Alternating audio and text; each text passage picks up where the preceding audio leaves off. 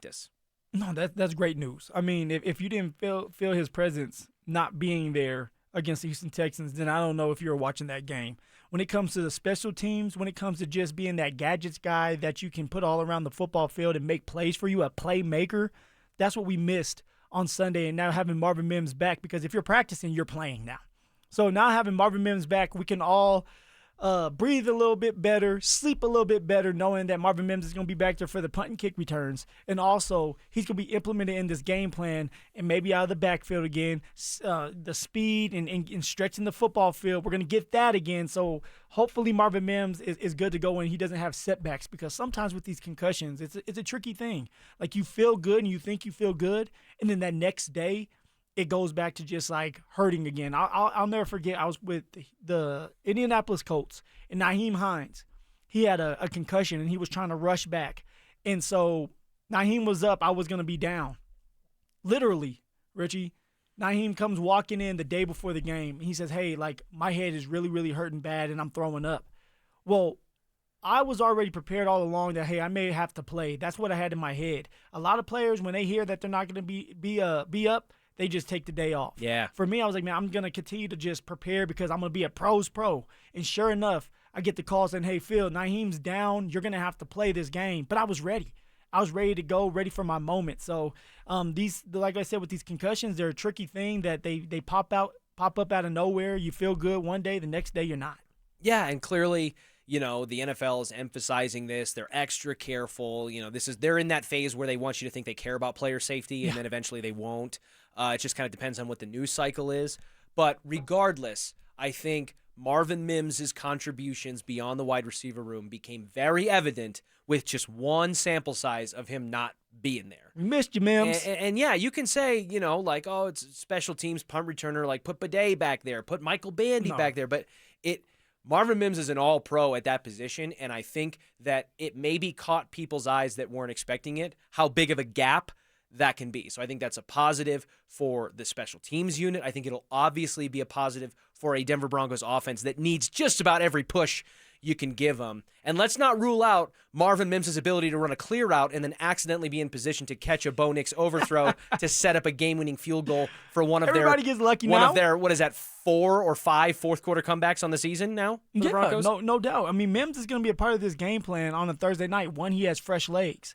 Two, his ability to just do whatever he wants. As a running back, hell, you could put him in as a tight end, as a receiver. So it's just adding that extra weapon, which we need since we didn't go out there and trade for one. We're adding in that extra weapon that can help Cortland out, help Troy, and specifically help Bo Nix out. That is the Sean Payton-sized elephant in the room, is that the Denver Broncos on NFL trade deadline day stood pat. They are in positions to be buyers for the first time in a number of years, certainly the better part of the last almost decade or so since they won the Super Bowl.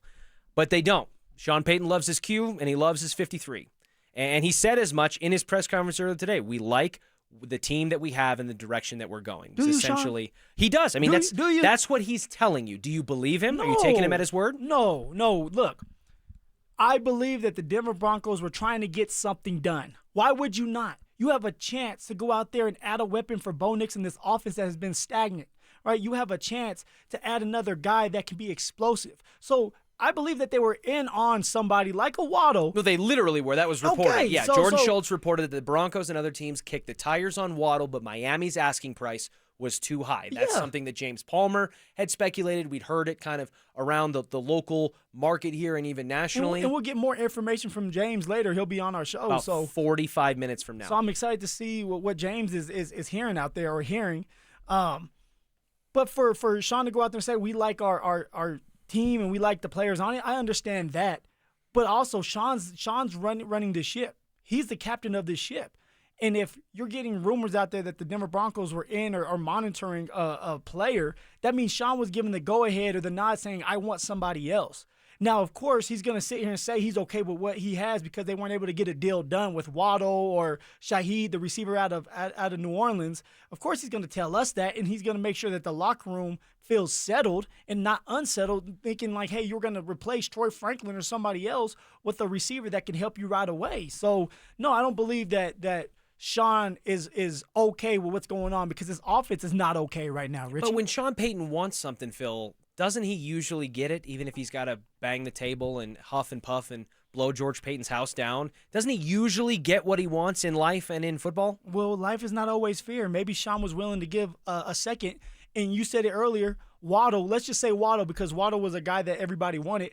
Waddle would have probably wanted, or the Miami Dolphins would have wanted a second in something else. And maybe George was like, hey, Sean, we can't do that. We're putting ourselves in a bad situation if we give up more than a second-round draft pick. So this is where you do have to trust George and Sean, and they have to be on the same page. But I think that they wanted to get it done, as we all heard. He didn't get what he wanted, and so now he's trying to come back and say he's good with what he has. No, Sean. The offense needs to be better. You need another weapon. So you're saying that George Payton gave Sean Payton a budget, and then Sean Payton wanted something that costed more than he thought, so he had to go back to the wife to ask for more money, and she said no. That's what you're saying. No, what I'm saying is George was like, hey, do you really want to do this? They want more than, let's just say, a second. They want a little bit more on top. Second and a fourth. Second and a fifth. You know, and for George, it's like, I'm comfortable with giving a second, but giving up more, I don't know if we should do that, Sean. And then maybe Sean's like, okay, let's listen to the general manager and go from there. Yes, temperance, listening, all hallmarks of the Sean Payton experience. Do you think that Sean is truly okay with what he has right now, or do you think that he was really trying to get something else? Yes. No, listen, I think he was looking to add. I mean, that's literally been reported. Yeah. But Phil, Sean Payton said he thinks before the season, he thinks this is the 7th team he's ever coached that can win a Super Bowl. Jalen Waddle wasn't a part of that. Well, that was before the season. Look what the offense looks like. He's frustrated. My man took it out on a reporter yesterday. Evan. We got it. We got the. Do we have it? I don't think we have that. We got to get that though for sure. We have to get the audio of Mr. Evan. My name's Luca. Why do you believe that Sean is so snippy with the media? Because his offense is not doing well. If his offense was doing well, he would be happy to talk. Sean loves to talk, but his offense is not. So how do you do that? You fix it. 1, Bo Nix has to be better. 2, you know he wanted to go out there and get another weapon. Why would you not? You're a head coach. You're in the trenches. You want to win a Super Bowl. He told us that. He did. And there is certainly a part of Sean Payton that I think is adamant about not putting his team or himself in a position to have to eat those words. He has his double latte moments, as he does at least once every offseason, whether it's to Jarrett Bell and going after Nathaniel Hackett or talking about, Russell Wilson repeatedly and all of that stuff. He has those moments, but then he usually tries to kind of walk it back. The caffeine buzz wears off, and you kind of just, you look at it more measured. But, Phil, the other teams around the league, including the team that they are tied with at the top of the standings, did not stand pat. And I think that adds another layer to this conversation. Now, you could sit there and go, okay, well, tell me what major moves the Kansas City Chiefs made or the LA Chargers made or the Pittsburgh Steelers, right? And maybe that list isn't very long, but I'll tell you what, the Indianapolis Colts certainly feel like they're in a Super Bowl contending window, trading 2 first-round picks to bring in Sauce Gardner and also shipping off a wide receiver as a part of that. I think they ended up trading 1 first-round pick and A.D. Mitchell. I don't think they had to give up the 2. No, I think it's 2 first-round picks, 2026 and 2027. So they gave up 2 first-round and A.D. Mitchell, who they got. The Jets now have 4 first-round picks over the next 2 years. Woo. So that's a steep price, right? We're talking about a second, maybe, and change for Jalen Waddle. Now, Sauce Gardner is a caliber of player at the cornerback position that would warrant something like that. He's one of the best in the league. He's one of the best in the league. Definitely the best named after like a potential condiment, for sure. But if the Colts are in the position that they're in at 7-2 through 9 weeks, and they've gone through some doldrums with the Anthony Richardson experience and all that, similar to the instability that the Broncos have had, and they felt the need to really push the chips in and make a move like that, what makes the Broncos situation that much different? They're obviously different teams. They have different strengths, but it should be a mindset and a mentality, Well, right? it comes down to stubbornness. It comes down to one team. You're talking about the Colts. They're obeying their eyes. They know that their defense is lacking in a position. They know that they need to go out there and secure a cornerback, which they did. They got a really good cornerback because they feel like they have a chance to do it all. They're feeling good about themselves. They're 7-2. Where you have the Denver Broncos and you have Sean, and let's just say Sean, you believe what Sean said at the podium where he's like he's good with just his guys. I do. You think he's a liar? I do. I think that he really wanted somebody else and he couldn't get him.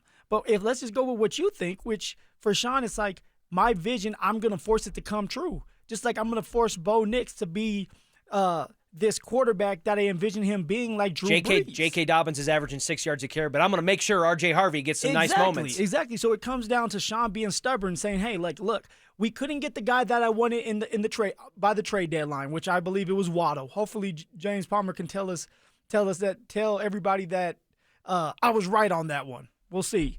But also, it comes down to like, hey, I have a vision for Troy Franklin, Pat Bryant. I end up getting rid of Vele for Pat Bryant. So I want to make sure all the guys that I envision having success are successful here. Which, by the way, I believe you got a 4th-round pick for Devon Vele, right, from the Saints.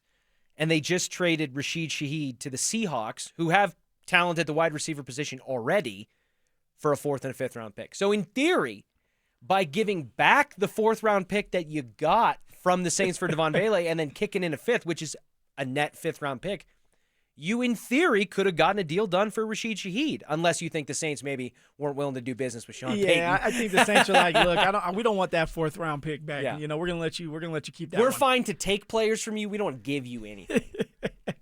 Yeah, so like stubbornness, I would say with Sean when it comes to just trusting and believing in what he has. Now, this is what I will say: we're 7-2. We're 7-2. Do you believe in the 7-2? I believe in our defense. I believe That's in the fourth. I believe in the 4th quarter, but I still need to see more from Troy Franklin. I still need to see more from Pat Bryant because he hasn't been able to really be an active catcher or active guy when it comes to catching the ball because he's been doing the dirty work, and Sean is forcing the rookies to earn their stripes. Mm-hmm. I need to see more from Marvin Mims, and he has to stay healthy. The only thing that continues to replay in my head is like, what happens if Cortland Sutton goes down for a little while? This is football.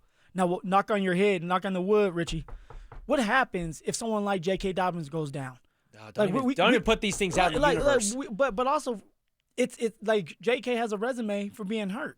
So you end up losing Cortland or J.K., then what?